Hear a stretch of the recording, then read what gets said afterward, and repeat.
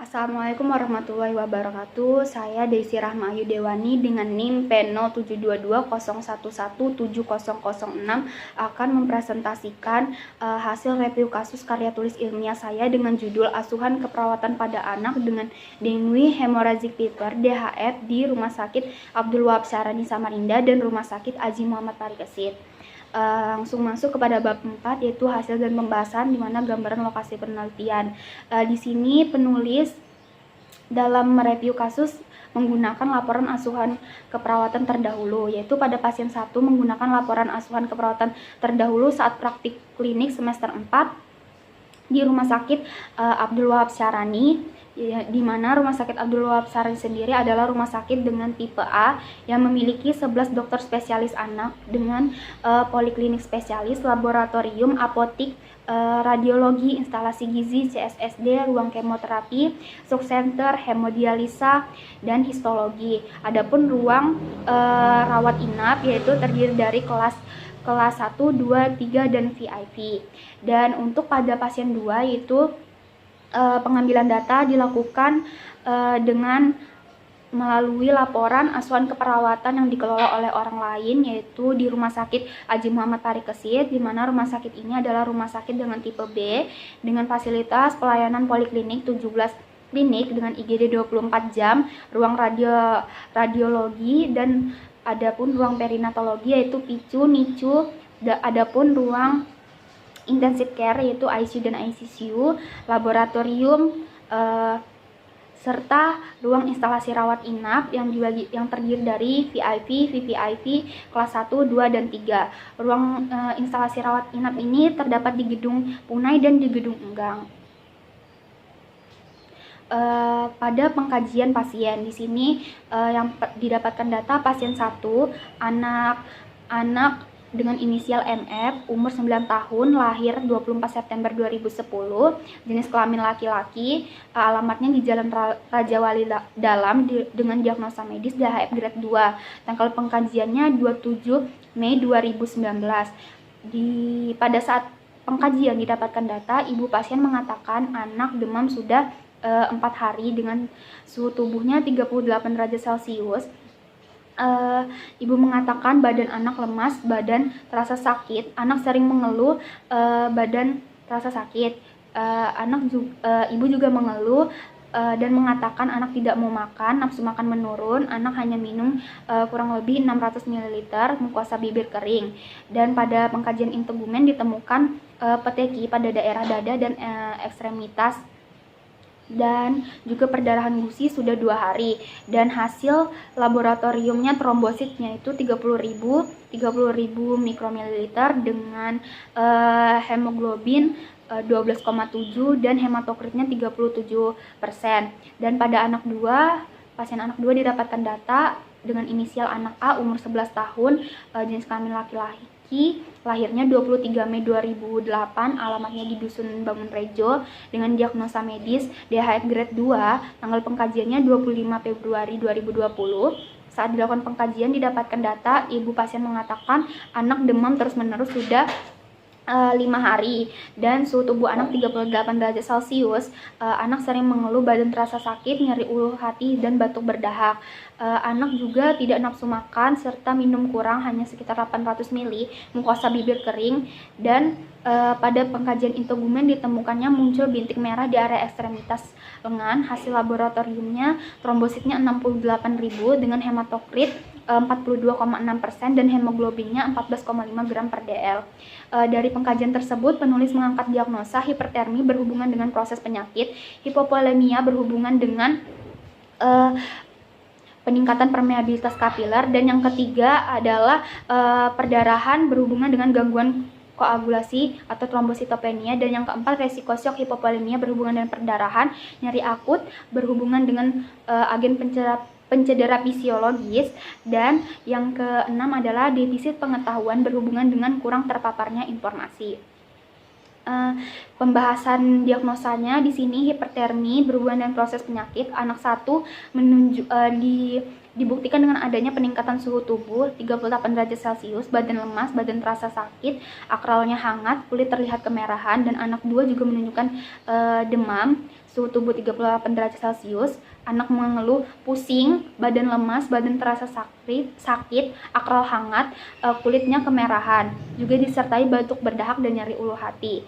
Dan menurut Muwarni 2011, hipertermi disebabkan oleh virus dengue yang telah masuk ke tubuh penderita, yang akan menimbulkan infeksi virus dengue. Nah, dan juga menurut Sudoyono 2010, DHF adalah penyakit infeksi yang dapat menimbulkan manifestasi klinis demam, nyeri otot, nyeri sendi yang disertai dengan leukopenia, ruam limfadenopati, dan trombositopenia serta diastesis hemoragik. Dengan adanya teori tersebut, maka penulis berasumsi bahwa hasil dari review kasus ini sesuai dengan teori yang dikemukakan, karena dari asuhan keperawatan ini demam terjadi akibat peningkatan virus, terjadi akibat masuknya virus DHF tersebut ke dalam tubuh penderita. Lalu ke diagnosa kedua, hipovolemia berhubungan dengan peningkatan permeabilitas kapiler.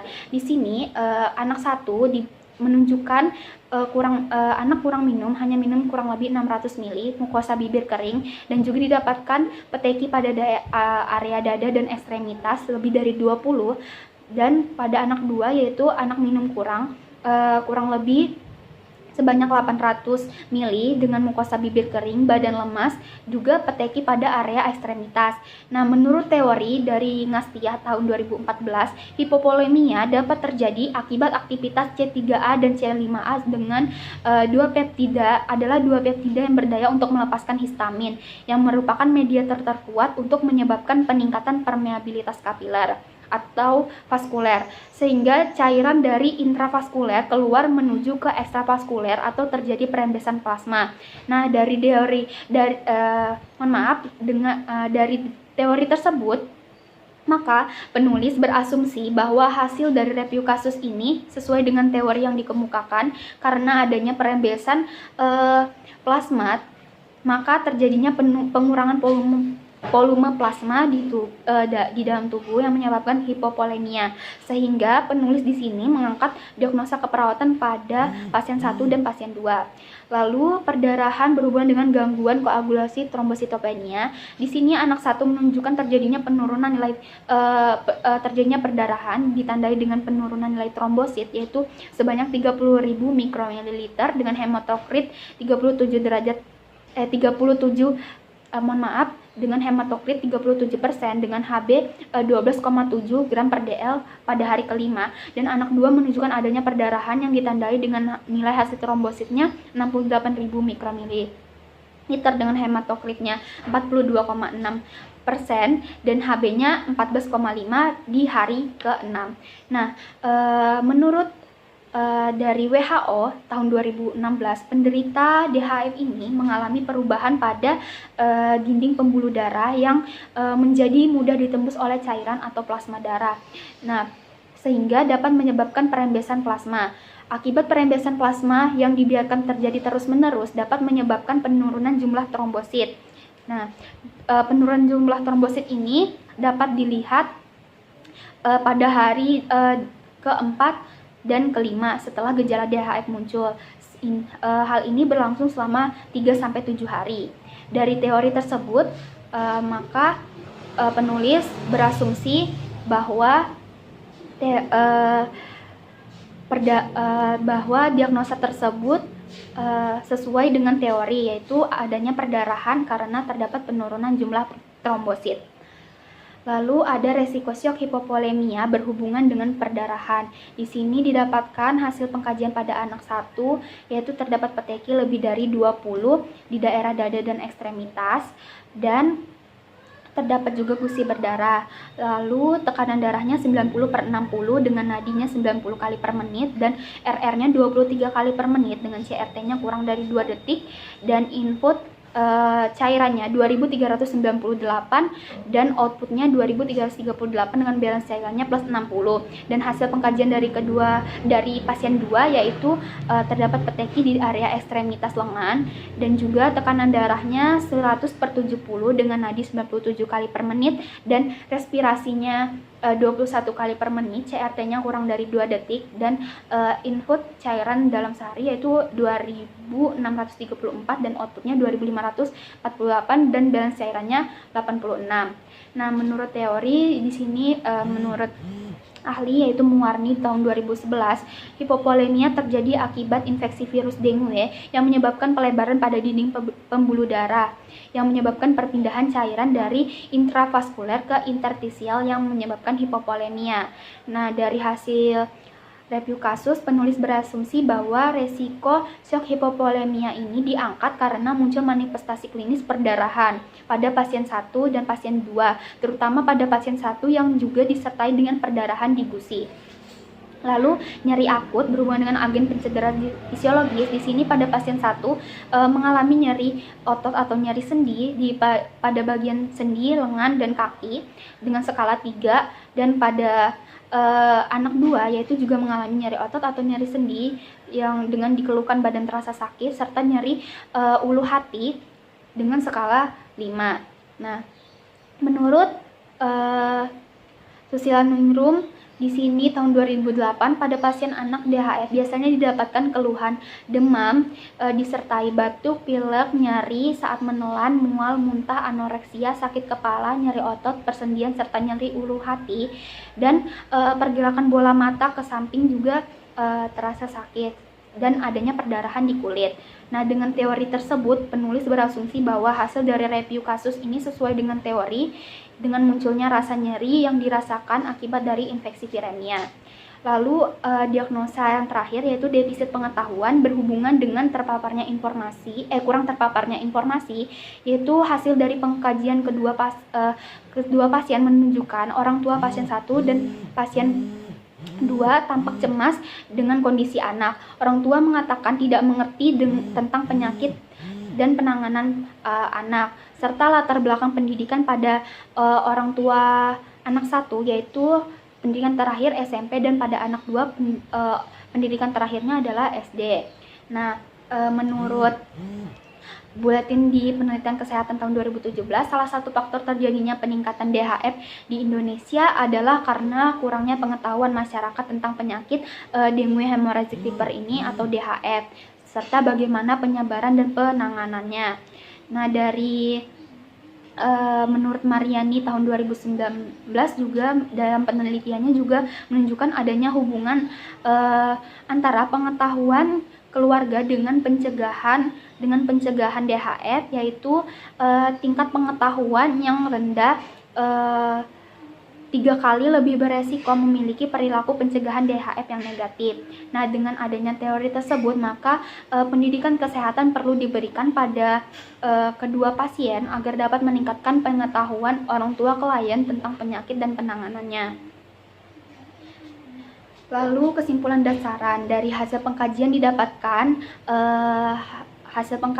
itu didapatkan data dari kedua pasien menunjukkan adanya beberapa gejala yang sama dan keluhan yang dirasakan pasien anak 1 juga dirasakan pada pasien anak 2. Dan diagnosa keperawatan yaitu kedua klien memiliki diagnosa yang sama namun dengan tanda dan gejala yang berbeda, seperti rasa nyeri pada pasien 1 yang tidak disertai dengan adanya nyeri ulu hati, dan pada pasien 2 yang perdarahannya tidak disertai dengan perdarahan gusi.